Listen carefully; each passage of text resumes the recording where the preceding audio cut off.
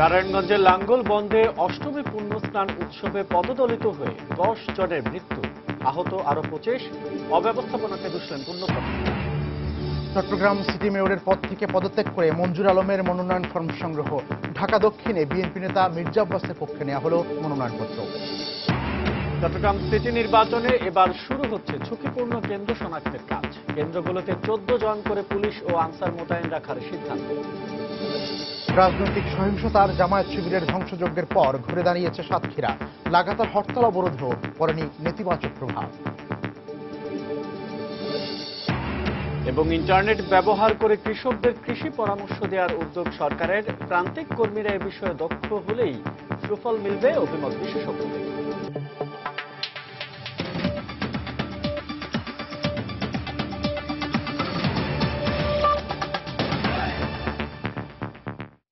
বাংলার সময়ের সঙ্গে আছি আমি মিজানুর রহমান কবির এবং আমি আসাদ আজিম। নারায়ণগঞ্জের লাঙ্গলবন্দে সনাতন ধর্মাবলম্বীদের পুণ্যস্নান উৎসবে মানুষের ভিড়ে পদদলিত হয়ে 10 জনের মৃত্যু হয়েছে। নিহতদের মধ্যে 7 জন নারী ও 3 জন পুরুষ। আহত হয়েছেন আরও প্রায় 25 জন। পুণ্যার্থীদের অভিযোগ, স্থানীয় কর্তৃপক্ষের অবহেলা আর অব্যবস্থাপনার কারণেই এই দুর্ঘটনাটি হয়। প্রয়োজনীয় সংখ্যক আইন শৃঙ্খলা রক্ষা বাহিনী না থাকারও অভিযোগ করেন তারা। এদিকে ক্ষতিগ্রস্তদের প্রত্যেক পরিবারকে 25,000 টাকা দেওয়ার ঘোষণা দিয়েছে স্থানীয় প্রশাসন। এছাড়া দুর্ঘটনা তদন্তে প্রশাসনের পক্ষ থেকে 3 সদস্যের একটি কমিটিও গঠন করা হয়েছে। এই দুর্ঘটনায় শোক প্রকাশ করেছেন রাষ্ট্রপতি, প্রধানমন্ত্রী, স্পিকার, বিরোধী দলীয় নেতা ও BNP chairperson. Reporter Omar Faruk ও নারায়ণগঞ্জ প্রতিনিধি শরীফুদ্দিন সবুজের পাঠানো তথ্য নিয়ে ডেস্ক রিপোর্ট। হিন্দু ধর্মাবলম্বীদের পুণ্যস্নানে যোগ দিতে শুক্রবার ভোর থেকে নারায়ণগঞ্জ ও এর আশেপাশের জেলার হাজার হাজার মানুষ আসেন নারায়ণগঞ্জের ব্রহ্মপুত্র নদের রাজঘাট ও প্রেমতলা ঘাটে। পুলিশ জানায়, পুণ্যস্নানে প্রবেশের পথ সরু হওয়ায় অসংখ্য মানুষের চাপ ও ভিড়ে পদদলিত হয়ে সকাল 10টার দিকে 7 জন নারী ও 3 জন পুরুষের মৃত্যু হয়। তাদের সবারই বয়স 50-এরও বেশি। এছাড়া এ ঘটনায় আহত হয়েছেন অন্তত অর্ধশত পুণ্যার্থী। পুণ্যার্থীদের অভিযোগ, ঘাটের অব্যবস্থাপনা, ভিড় সামলাতে স্বেচ্ছাসেবক ও পর্যাপ্ত সংখ্যক আইন শৃঙ্খলা বাহিনীর সদস্য না থাকায় এ দুর্ঘটনা ঘটেছে। এত পুলিশ ছিল, এত র্যাব ছিল, তারা একটু সন্ত্রাসী করে একটু হুশ করে 10 করে আসা দিত। একজন যাও আর একজন আসুক, এরকম করা দিত, তাহলে দুর্ঘটনাটা হতো না। ব্রিজের উপরে কিছু 7-8 জন লোক জোরে জোরে চিল্লে বলতে শুরু করলো যে এখানে ব্রিজ ভেঙে গেছে, আপনারা জলদি পালান। তখন কিছু লোক দৌড় দেওয়ার পরে ওই আরো যারা পিছনে ছিল তারা মনে করছিল ওইখানে নিশ্চয়ই কোনো ঘটনা করছে, তারাও দিছে দৌড়। আসল কারণটা হইল কচুরিপানা, সীমিত জায়গা, যে এই জায়গাটুকুর ভিতরে যে যত তাড়াতাড়ি স্নান করতে পারবো ততই পুণ্য পাবো। আমি এক পুলিশের বেলের হাত ইয়া ধইরা কোমর ধইরা ভাই আমি এদিকে এ ঘটনার পর স্থানীয় প্রশাসনের পক্ষ থেকে নিহতদের পরিচয় শনাক্ত করা হয়েছে। নিহতদের প্রত্যেক পরিবারকে 25,000 টাকা করে দেওয়ার ঘোষণা দেওয়া হয়েছে। ভবিষ্যতে এ ধরনের ঘটনা যেন না ঘটে এ বিষয়ে বিশেষ পদক্ষেপ নেওয়ার কথাও জানিয়েছেন জেলা প্রশাসক। হিসেবে সেটা 12 ঘন্টায় নেমে এসেছে। আজকে ভোর 5:30 থেকে 5:20 থেকে সন্ধ্যা 5:20 পর্যন্ত, যার জন্য এই দুদিনের মানুষ একদিনে জড়ো হয়েছে, আবার বন্ধের দিন মানুষের পরিমাণ বেড়ে গেছে। ভবিষ্যতে কি করলে এই ধরনের ঘটনা না ঘটবে এগুলো আমরা চিন্তা করে আগামী বছরের আগে এই ব্যবস্থাগুলো আমরা নেব। রাস্তাটাকে প্রশস্ত করা যায় কিনা সেই ব্যবস্থা চেষ্টা করবে সংশ্লিষ্ট কর্তৃপক্ষ। আমাদের পক্ষ থেকে যতটুকু সহযোগিতা করার প্রয়োজন আমরা অবশ্যই করব। আর যেটি ঘটেছে আপনারা দেখছেন যে এরপর থেকে, ওই ঘটনার পর থেকে সবকিছু স্বাভাবিক হয়েছে, সবকিছু স্বাভাবিক রয়েছে। নারায়ণগঞ্জে মোট 15টি ঘাটের মধ্যে 12টি ঘাট অব্যবস্থাপনার ফলে কচুরিপানায় ভরে গেছে। বাকি 3টি ঘাট চালু থাকলেও ঘাটে প্রবেশপথ অত্যন্ত সরু হয় এ ঘটনা ঘটেছে বলে মনে করেন পুণ্যার্থীরা। আয়োজক কমিটির দাবি, প্রতি বছর কয়েক লাখ মানুষ পুণ্যস্নান উৎসবে যোগ দিতে দেশের বিভিন্ন এলাকা থেকে এখানে আসেন। আফজাল হোসেন, সময় সংবাদ, ঢাকা। এদিকে ময়মনসিংহে ব্রহ্মপুত্র নদে অষ্টমী পুণ্যস্নানে গিয়ে পানিতে ডুবে এক স্কুল ছাত্রের মৃত্যু হয়েছে। ফায়ার সার্ভিস ও পুলিশ জানায়, সকাল 9টার দিকে ব্রহ্মপুত্র নদের থানা ঘাটে গোসল করতে গিয়ে নিখোঁজ হয় বুকুল নিকেতন উচ্চ বিদ্যালয়ের 8ম শ্রেণীর ছাত্র অন্তর দাস। পরে ফায়ার সার্ভিসের সদস্যরা বেলা 11:30টার দিকে তার মৃতদেহ উদ্ধার করে। অন্তরের মৃতদেহ শহরের নওমহল এলাকায় নিজ বাড়িতে পৌঁছালে কান্নায় ভেঙে পড়েন স্বজনরা।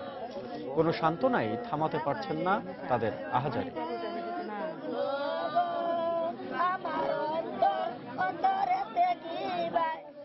লগে তারা কয় আপনার তারা ডুব দিছে আর উঠছে না, কত মানুষের বাউ ধরছি, আমার বুটটা ডুবে গেছে, একটু আপনারা নামবেন গো মানুষ আসে, পুলিশের কাছে গেছি, আমি কি করতাম, কেউ আইলো না গো, কেউ গেল না।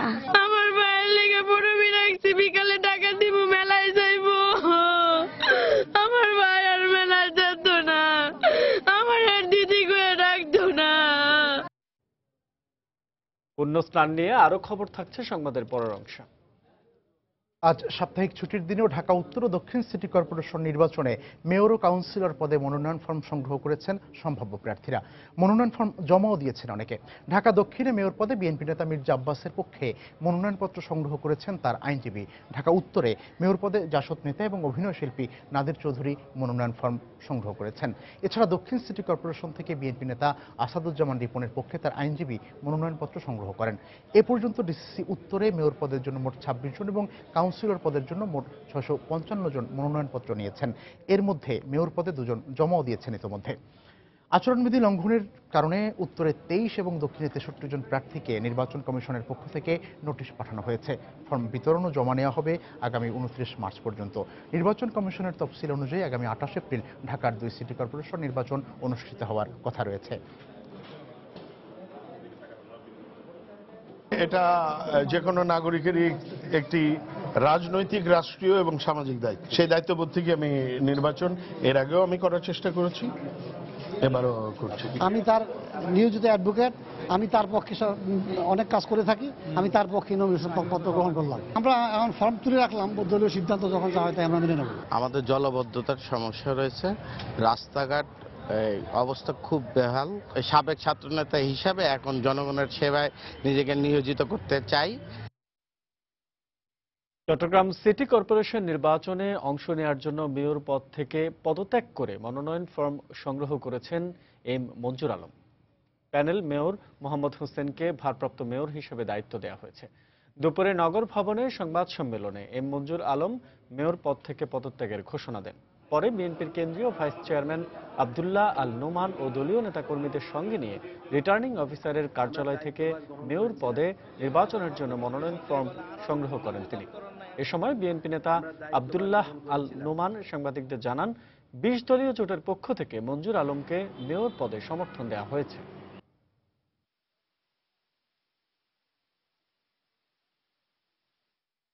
নির্বাচন আচরণ বিধি মালা অনুযায়ী আজকে আমি আপনাদের সম্মুখে আমার দায়িত্বভার আমি হস্তান্তর করছি পদত্যাগের মাধ্যমে।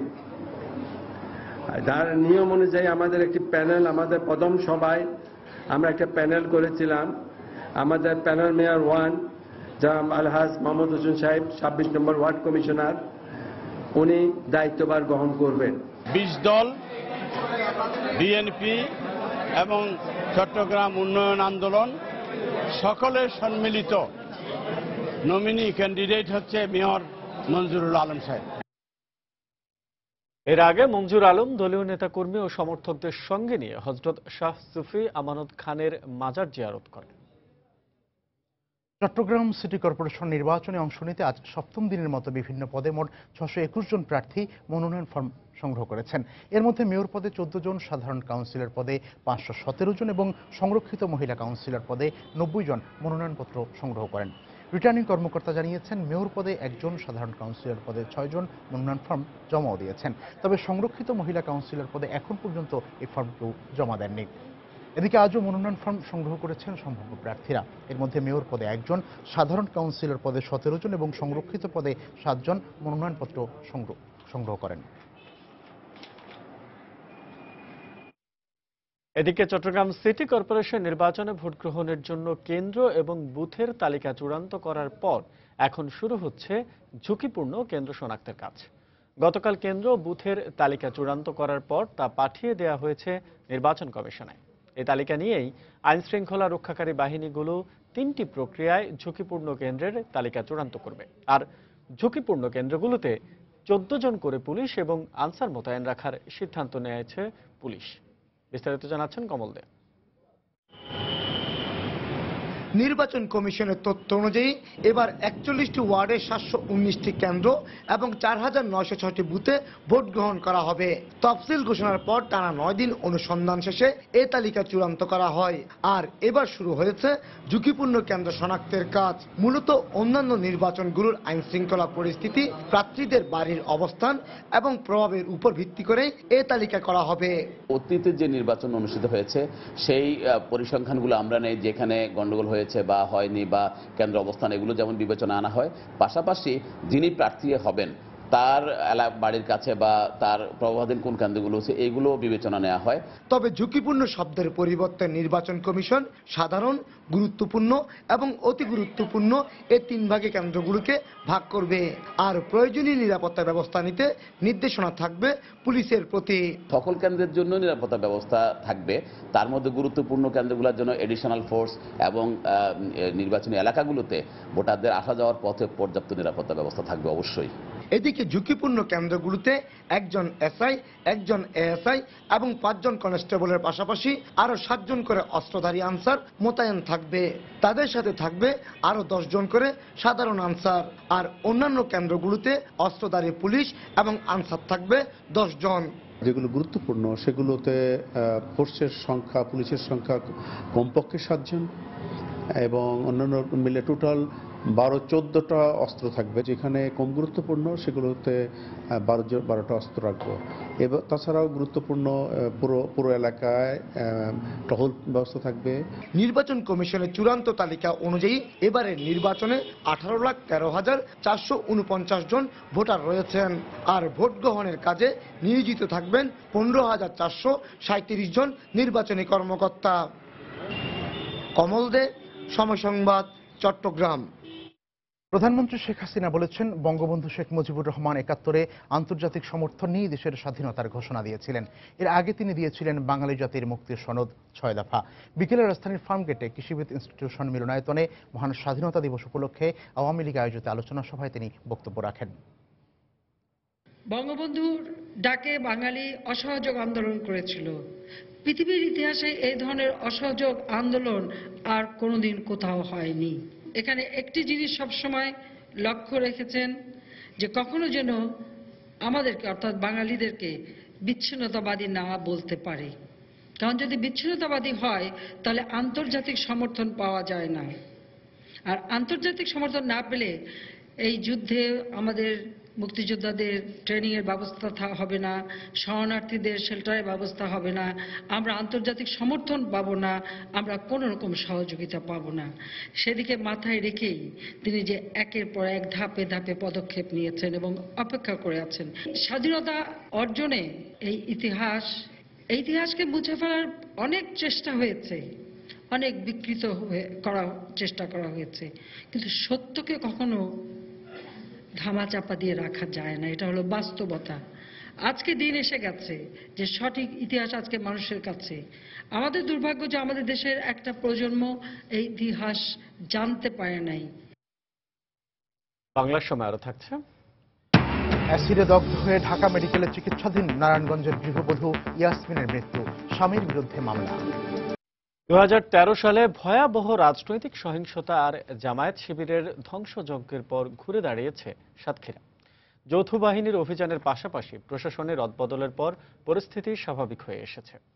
লাগাতার হরতাল অবরোধেও তেমন নেতিবাচক প্রভাব পড়েনি জেলায়। স্বাভাবিক অবস্থা ফিরে আসায় উচ্ছ্বসিত স্থানীয়রা। জেলা প্রশাসক ও পুলিশ সুপার জানান, প্রশাসন ও স্থানীয়দের যৌথ প্রচেষ্টায় জেলায় শান্তি ফিরে এসেছে।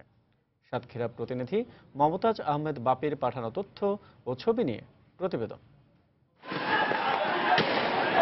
জামায়াত নেতা দেলাওয়ার হোসেন সাইদির ফাঁসির রায় ঘোষণার পর 2013 সালের 28 ফেব্রুয়ারি থেকে উত্তপ্ত হয়ে ওঠে সাতক্ষীরার রাজনৈতিক পরিস্থিতি। গাছ ফেলে সড়ক অবরোধ, বাড়িঘর ভাঙচুর, হত্যা লুট সহ ধ্বংসযজ্ঞ চালায় জামায়াত শিবির। কার্যত সারা দেশ থেকে অবরুদ্ধ হয়ে পড়ে সাতক্ষীরা। বিভিন্ন সূত্র থেকে পাওয়া তথ্য মতে ওই বছরের ফেব্রুয়ারি থেকে 2014 সালের এপ্রিল পর্যন্ত রাজনৈতিক সহিংসতা ও কথিত বন্দুকযুদ্ধে বিভিন্ন রাজনৈতিক দলের 54 জন নেতাকর্মী নিহত হয়।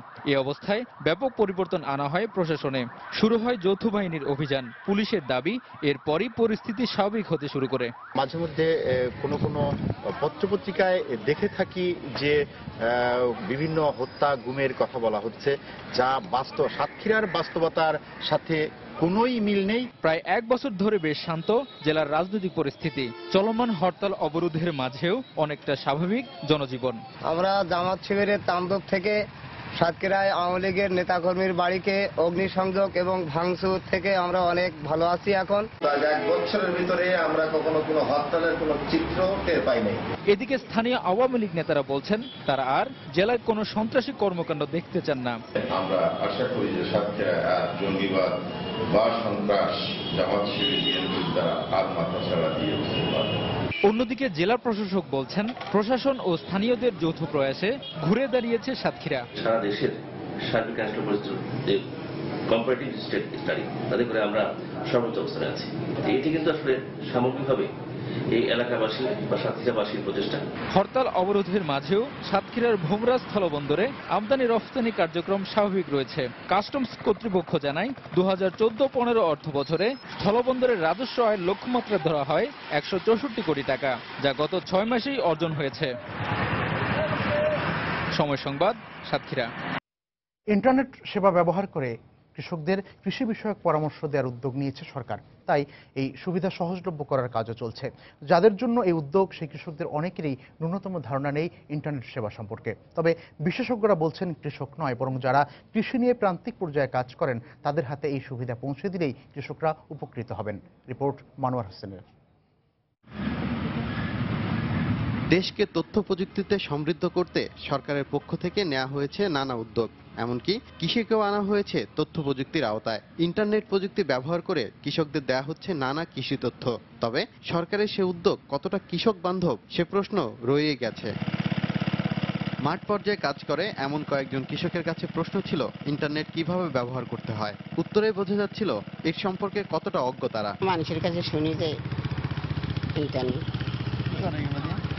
কি করে, এটা তো আমি জানি না। ইন্টারনেট তো জানি না, দেখি তো যে দু একজনের এ সম্পর্কে ধারণা আছে তারাও আগ্রহী নন এই সেবা নিতে। এমনকি ইউনিয়ন তথ্য সেবা কেন্দ্রেও যান না কৃষকেরা। তারা আসলে চিন্তা করতে পারে না যে প্রযুক্তির ব্যবহার করেও তাদের সমস্যার সমাধান হতে পারে। বিশেষ করে কৃষি ক্ষেত্রে ওই সার্ভিসটা আমরা তেমন দিতে পারি না। যেখানে তথ্য প্রযুক্তি সম্পর্কে দেশের অধিকাংশ কৃষকেরই নেই ন্যূনতম কোনো ধারণা, সেখানে ইন্টারনেট প্রযুক্তি ব্যবহার করে কৃষিক্ষেত্রে উন্নয়নের জন্য সরকারের যে উদ্যোগ, সে উদ্যোগ কতটা সফলতা পাবে সেটি প্রশ্নের সম্মুখীন। তারপরও ইন্টারনেট প্রযুক্তি ব্যবহার করে কৃষক যাতে কৃষি সমস্যার সমাধান করতে পারে সে বিষয়টি নিশ্চিত করতে সরকারের পক্ষ থেকে নেওয়া হচ্ছে নানা উদ্যোগ। আমরা ইউনিয়ন ডিজিটাল সেন্টারগুলিতে আমরা হাই স্পিড ইন্টারনেট কানেক্টিভিটি নিয়ে যাচ্ছি, ই লার্নিং সেন্টার আমরা করছি এবং সেখানে আমরা business process management, business process outsourcing centre হিসেবে তৈরি করার জন্য সকল প্রক্রিয়া হাতে নিয়েছি। তবে বিশেষজ্ঞরা বলছেন কৃষক নয়, কৃষি ও কৃষক নিয়ে যারা মাঠ পর্যায়ে কাজ করেন তাদের কাছে এই প্রযুক্তি সহজলভ্য করা গেলেই সুফল পাবে প্রান্তিক কৃষক। সকল রকম এন্তেজাম আছে, ব্যবস্থাপনা আছে, সকল রকমের অ্যাসেটস টুলস গ্রাসরুট লেভেলে আছে। এগুলোকে শুধুমাত্র দরকার হচ্ছে এখন অ্যাক্টিভ করা। প্রবলেম হচ্ছে যে গ্রাসরুট লেভেলে এই ইনিশিয়েটিভটা যেটা আছে সেটা আমি মনে করি না পর্যাপ্ত। ইন্টারনেট সেবা আরও সহজলভ্য করতে ব্রডব্যান্ড সংযোগ প্রান্তিক পর্যায়ে পৌঁছে দেওয়ার উপরও গুরুত্ব দিলেন বিশেষজ্ঞরা। মানোয়ার হোসেন, সময় সংবাদ, ঢাকা। এসিডে দগ্ধ হয়ে নারায়ণগঞ্জের এক গৃহবধূ ঢাকা মেডিকেল কলেজ হাসপাতালে মারা গেছেন। গতরাতে চিকিৎসাধীন অবস্থায় তার মৃত্যু হয়। নিহতের স্বজনেরা অভিযোগ করেন পারিবারিক কলহের জের ধরে গত 22 মার্চ রাতে স্বামীর ছোড়া এসিডে দগ্ধ হন ফতুল্লার ভুইঘর এলাকার বাসিন্দা ইয়াসমিন। পরে তাকে গুরুতর আহত অবস্থায় ঢাকা মেডিকেলের বার্ন ইউনিটে ভর্তি করা হয়। 4 দিন চিকিৎসাধীন থাকার পর বৃহস্পতিবার রাতে মারা যান তিনি। স্বজনদের দাবি, পারিবারিক কলহের কারণে এর আগেও বিভিন্ন সময় স্বামী পলাশের হাতে নির্যাতনের শিকার হন গৃহবধূ ইয়াসমিন। এ ঘটনার নারায়ণগঞ্জের ফতুল্লা থানায় স্বামী পলাশের বিরুদ্ধে মামলা করেছে নিহতের পরিবার। আমার বোনের খালি অন্য অন্য বেটাগো দিয়ে খালি সন্দেহ করছে। ওই কোনো চাষবাগর লগে কোনো বাইগর লগে কোনো একটা লোক বাড়িতে কাজের জন্য আসে জিজ্ঞেস করলে ওরে দিয়ে নানান ধরনের কথা কইছে। এই কারণে আমার বোন 1 বছর যাবত তার স্বামীর ঘরে যায় না। ফতুল্লা থানায় কেস হয়েছে, কিন্তু এই ব্যাপারে এরা তেমন একটা অ্যালোই করতেছে না, বুঝছেন? ও টাকা পয়সা দিয়ে অনেক কিছু করার চেষ্টা করতেছে। বিএনপি নেতৃত্বাধীন 20 দলীয় জোটের ডাকা হরতালের কারণে পিছিয়ে যাওয়া গত 8 মার্চের এসএসসি ও সমমানের পরীক্ষা আজ অনুষ্ঠিত হয়েছে। এসএসসির বাণিজ্য বিভাগের হিসাব বিজ্ঞান এবং দাখিলের রসায়ন পরীক্ষা অনুষ্ঠিত হয়। চলমান হরতাল অবরোধের কারণে রুটিন অনুযায়ী পরীক্ষা অনুষ্ঠিত না হয় সাপ্তাহিক ছুটির দিনগুলোতে এসএসসি পরীক্ষা দিচ্ছে শিক্ষার্থীরা। এদিকে অভিভাবকরা বলছেন, রুটিন অনুযায়ী পরীক্ষা না হওয়ায় পরীক্ষার্থীদের প্রস্তুতিতে সমস্যা হয়েছে। এর প্রভাব পরীক্ষার ফলাফলে পড়তে পারে বলে আশঙ্কা করছেন তারা। নিয়মিতভাবে পরীক্ষা অনুষ্ঠিত হলে এবার এসএসসির সব পরীক্ষা গত 16 মার্চ শেষ হওয়ার কথা ছিল।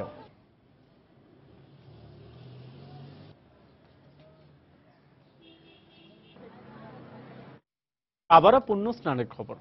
দেশের বিভিন্ন স্থানে শেষ হলো সনাতন হিন্দু ধর্মাবলম্বীদের ঐতিহ্যবাহী অষ্টমী পুণ্য স্নান উৎসব। ভোর থেকে শুরু হয় এই উৎসব। পাপমোচন ও পুণ্য লাভের আশায় নদ নদীর তীরে স্নানে অংশ নেন নানা বয়সী মানুষ। পাশাপাশি দেশের মঙ্গল কামনায় প্রার্থনা করেন পুণ্যার্থীরা। ব্যুরো ও জেলা প্রতিনিধিদের পাঠানো তথ্য ও ছবি নিয়ে ডেস্ক রিপোর্ট।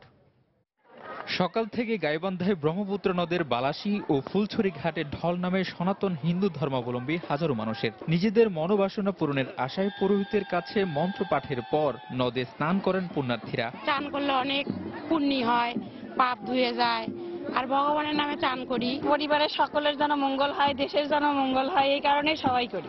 দরকার তো কাপড় একটা মনে করেন একটা পরার তো করে না, এটি মানে স্নান করলে কাপড় পাল্টাবার খুব সমস্যা হয়। আপনার সিলমারিতে আছে, লাঙ্গলবান্ধে আছে, এখানে যারা আয়োজক এই দিকটা তাদের দৃষ্টি দেওয়া উচিত।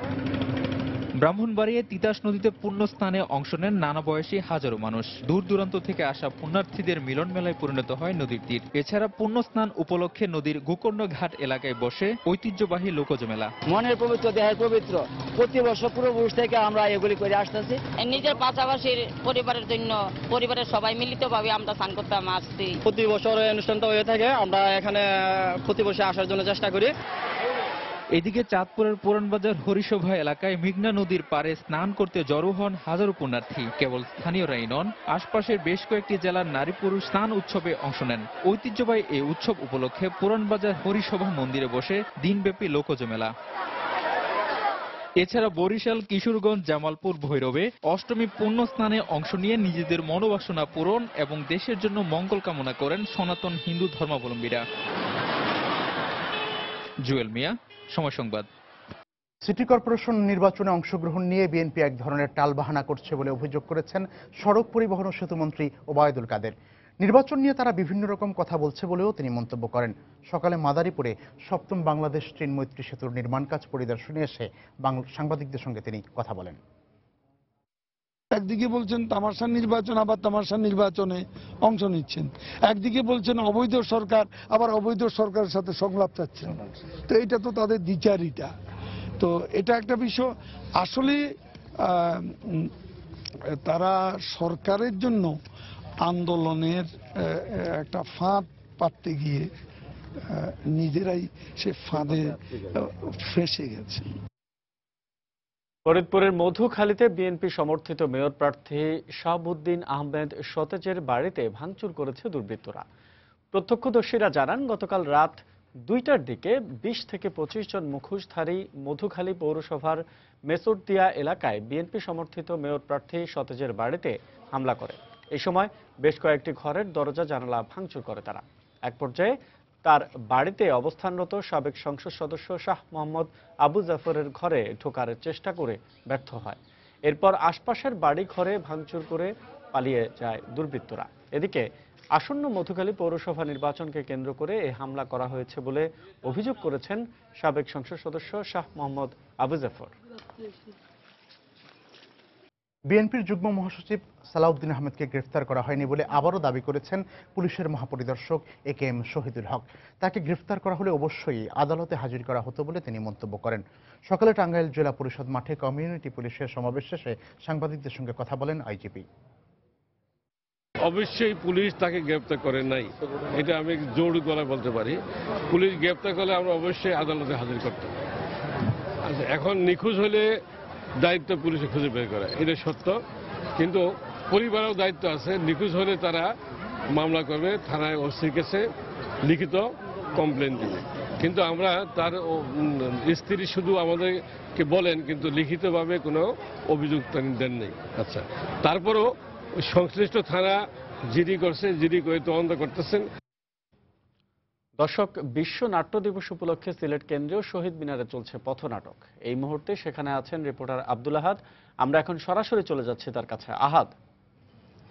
ধন্যবাদ আসাদ। যে আজ বিশ্ব নাট্য দিবস, নাটক মুদের অহংকার, রুখমে মুদের সাধ্যকার, মূলত এই স্লোগানকে সামনে রেখে আজ বিশ্বের অন্যান্য দেশের পাশাপাশি আজ সারা দেশেও বিশ্ব নাট্য দিবস পালিত হচ্ছে। এবং এই দিবসটি উপলক্ষে আজ দিনব্যাপী সিলেটের যে নাট্য সংগঠনগুলো রয়েছে তারা বিভিন্ন অনুষ্ঠানমালার আয়োজন করেছে।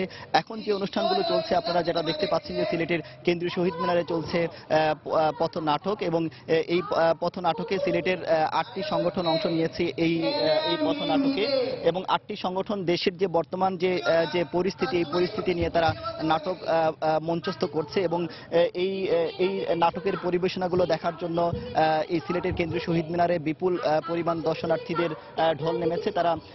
তারা বিকেল থেকে এই নাটকগুলো উপভোগ করছে। এবং একটি বিষয় আপনাদের জানিয়ে রাখি যে দেশে যে বর্তমানে যে পেট্রোল বোমা এবং সন্ত্রাস এবং নাশকতা, সহিংসতা চলছে, মূলত এই সহিংসতার বিরুদ্ধে তারা এই নাটকগুলো পরিবেশন করছে। এবং এখন যে নাটকটি চলছে আপনাদের বলে রাখি যে প্রজন্ম নাট্য সংগঠন তারা মূলত গণজাগরণ মঞ্চের পর থেকে এই নাট্য সংগঠনটির চালু হয়েছিল, এবং তারা এখন শ্রেষ্ঠত্বের প্রাক কথন নামে একটি নাটক মঞ্চস্থ করছে। এবং এরপরে আরো 6টি নাটক এই মঞ্চে মঞ্চস্থ হবে, এবং এক একটি নাটকের যদি আমি ডিউরেশন বলি যে 20 থেকে 25 মিনিটের এক একটি নাটক মঞ্চস্থ হচ্ছে। এবং আরেকটি বিষয় আপনাদের আমি বলে রাখি যে সিলেটের নাট্যাঙ্গনের বিভিন্ন সমস্যা রয়েছে, সেই তাদের কোনো স্থায়ী মঞ্চ নেই এবং তাদের কোনো মহড়া কক্ষ নেই। আজকের এই নাট্য দিবসে তাদের এই দাবিগুলো তারা সরকারের প্রতি দাবি জানিয়েছে যে তাদের একটি নিজস্ব মহড়া কক্ষ দেওয়ার জন্য, এবং তাদের জন্য একটি সারা বছর যাতে সিলেটের নাটক পরিবেশিত হয় সেজন্য তারা সিলেটে একটি স্থায়ী নাট্য মঞ্চ তারা দাবি জানিয়েছে সিলেটের নাট্য সংগঠনগুলো। তো আসাদ, আমার কাছে এই ছিল সিলেটের যে পথনাটক উৎসব, সেই পথনাটক উৎসবের সর্বশেষ খবর। আসাদ। সিলেট থেকে সহকর্মী আব্দুল্লাহ আহাদ জানাচ্ছিলেন বিশ্ব নাট্য দিবস উদযাপনের খবর। এ পর্যায়ে শীর্ষ সংবাদগুলো জানিয়ে দিচ্ছি আরেকবার। নারায়ণগঞ্জের লাঙ্গল বন্দে অষ্টমী পুণ্যস্নান উৎসবে পদদলিত হয়ে 10 জনের মৃত্যু, আহত আরো 25। অব্যবস্থাপনাকে দুষলেন পুণ্যার্থীরা। বিএনপির হরতাল অবরোধ পুরোপুরি ব্যর্থ হয়েছে। 81 দিনের আন্দোলনে যা সম্ভব হয়নি তা আর হবে না, স্বাধীনতা দিবসের আলোচনায় বললেন প্রধানমন্ত্রী। চট্টগ্রাম সিটি মেয়র পদ থেকে পদত্যাগ করে মঞ্জুর আলমের মনোনয়ন ফর্ম সংগ্রহ। ঢাকা দক্ষিণে বিএনপি নেতা মির্জা আব্বাসের পক্ষে নেওয়া হলো মনোনয়নপত্র। রাজনৈতিক সহিংসতার জামায়াত শিবিরের ধ্বংসযজ্ঞের পর ঘুরে দাঁড়িয়েছে সাতক্ষীরা। লাগাতার হরতাল অবরোধেও পড়েনি নেতিবাচক কোনো প্রভাব। এবং ইন্টারনেট ব্যবহার করে কৃষকদের কৃষি পরামর্শ দেওয়ার উদ্যোগ সরকারের। প্রান্তিক কর্মীরা এ বিষয়ে দক্ষ হলেই সুফল মিলবে, অভিমত বিশেষজ্ঞদের। এই ছিল বাংলার সময়। যে কোনো খবর পেতে ভিজিট করুন সময় নিউজ ডট নেট। এছাড়া এইমাত্র পাওয়া খবর আপনার মোবাইলে পেতে চাইলে SMS করুন *BN লিখে পাঠিয়ে দিন 16242 নম্বরে। সঙ্গে থাকুন সময়।